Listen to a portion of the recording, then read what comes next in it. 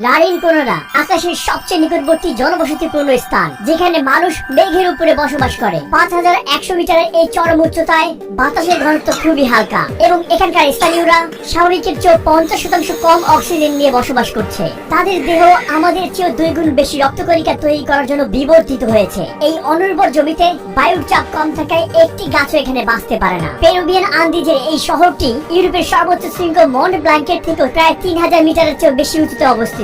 এছাড়াও এটি এমন একটি জায়গা যেখানে অপরাধ এবং বিপদ সবসময় নিকটেই থাকে।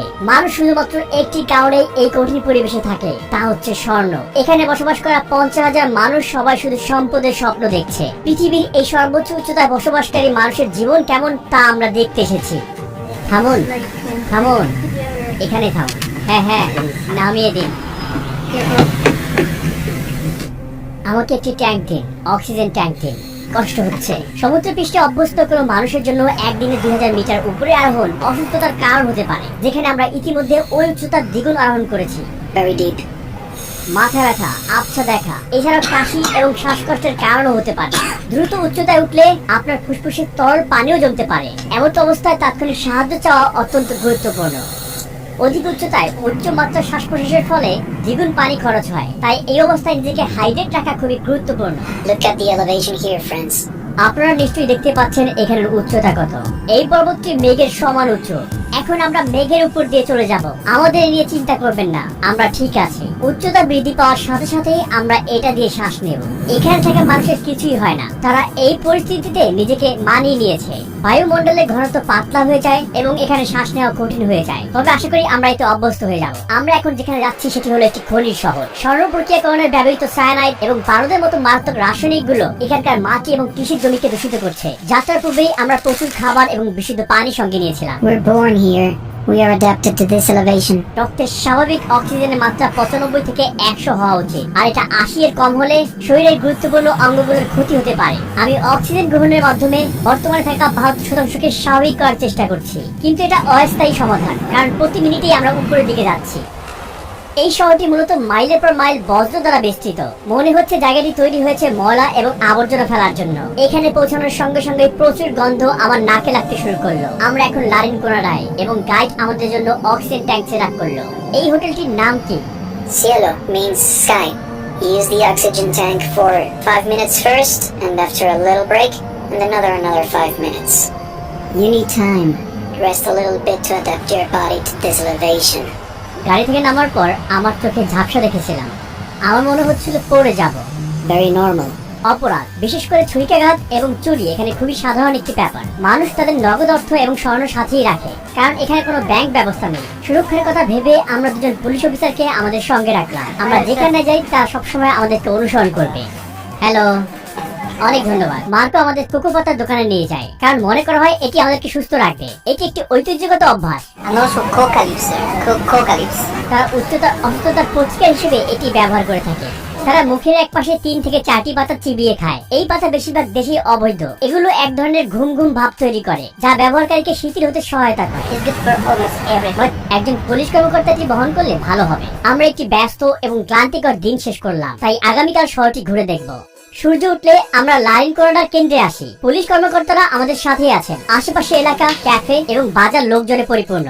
যদিও মাত্রই ঘুম থেকে উঠেছি, কিন্তু আমার শরীর অনেক ক্লান্ত। মনে হচ্ছে বেশ কয়েকদিন আমি বিশ্রাম নেইনি। মাথা ঘোরা এবং বমিভাব নিয়ে আমার হাঁটতে খুব কষ্ট হচ্ছে। আর্দ্র বাতাস আমার গলা ব্যথা এবং ঠোঁট ফাটা বাড়াচ্ছে। সূর্যের আলো বাড়তে লাগলো এবং রাস্তার পাশের আবর্জনা আমাদের দৃশ্যমান হলো।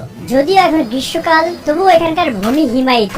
এখানে রাতের তাপমাত্রা -10 ডিগ্রি সেলসিয়াসে নেমে যায়। এখানে মানুষ বিদ্যুৎ এবং গরম ছাড়াই ধাতব খুপড়িতে বসবাস করে এবং এসব বাড়িতে কোনো রান্নাঘর এবং বাথরুম নেই, এবং হাজারো মানুষকে ব্যক্তিগত প্রয়োজনে এই পাবলিক টয়লেট এবং গোসলখানা ব্যবহার করতে হয়। উপরে থাকা মাকড়সা জালের মতো এই পাইপ উপর থেকে শহরের কেন্দ্রে জল বহন করে।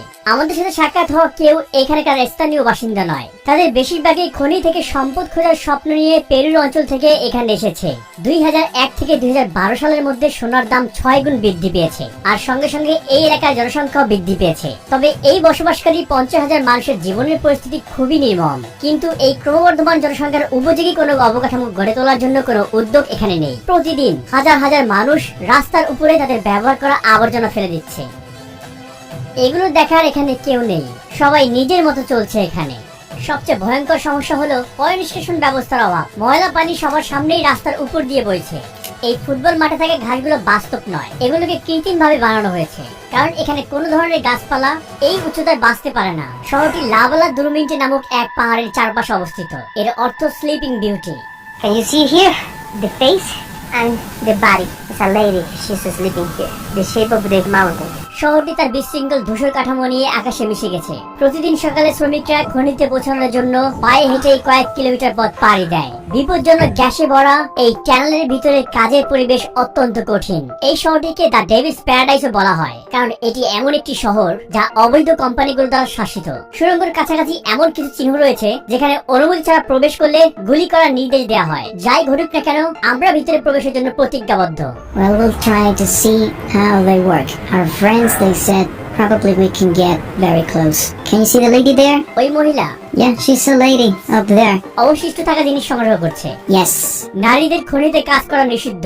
স্থানীয়রা বিশ্বাস করে এতে স্লিপিং বিউটি ঈর্ষান্বিত হয় এবং ভূমিকম্পের মতো বিপর্যয় আসতে পারে যদি কোনো মহিলা তার স্বর্ণ স্পর্শ করে। খনি থেকে ফেলে দেওয়া বজ্র পাথরের সোনার সন্ধান করে তার জীবিকা নির্বাহ করে। আর এই ধরনের কাজ করা শিশুদের গায়ে ফ্রস্ট বাইটের দাগ দেখে খুব সহজেই শনাক্ত করা যায়। ক্যামেরা সহ বিদেশি হওয়ার কারণে আমি সবার মনোযোগ আকর্ষণ করছিলাম। এই পয়েন্টের পরে ক্যাপচার করার জন্য আমার ফোন মার্কেটে দিয়েছিলাম। শুকনো ফুল, ফল এবং অ্যালকোহলের বোতল দিয়ে সজ্জিত খনির স্থানের কাছাকাছি এই মূর্তিগুলো পাহাড়ের দেবতাদের প্রতিনিধিত্ব করে। শ্রমিকরা দুর্ঘটনা থেকে সুরক্ষা পেতে এবং সোনার সন্তানের সাফল্য পেতে প্রার্থনা করতে এখানে আসে। উন্নত দেশগুলোর তুলনায় এখানে বিস্ফোরণ, ছাদ ধসে পড়া এবং গ্যাস বিষক্রিয়ার মতো ঘটনা প্রায় 25 গুণ বেশি ঘটে। যদি একজন শ্রমিক এখানে মারা যায় তাহলে কোম্পানি ক্ষতিপূরণ হিসেবে তাকে মাত্র $600 প্রদান করে। লারির কোনাডায় নিয়মিত বেতনের ধারণা নেই। এখানে শ্রমিকরা কাশেরো নামক একটি পুরনো এবং অবৈধ শ্রম ব্যবস্থাপনার মাধ্যমে কাজ করে। তারা পুরো মাসে বিনা বেতনে কোম্পানির জন্য আর নিজেদের জন্য একদিন কাজ করে, আর সেই দিন তারা যে স্বর্ণ খুঁজে পায় তা তাদের বেতন হিসেবে বাড়ি নিয়ে যায়। ওই দিনটি সাফল্যের উপর নির্ভর করে তারা একটি উল্লেখযোগ্য পরিমাণ উপার্জন করতে পারে। সুতরাং তাদের আয় পুরোপুরি ভাগ্যের উপর নির্ভর করে। যাই হোক, এই শ্রমিকেরা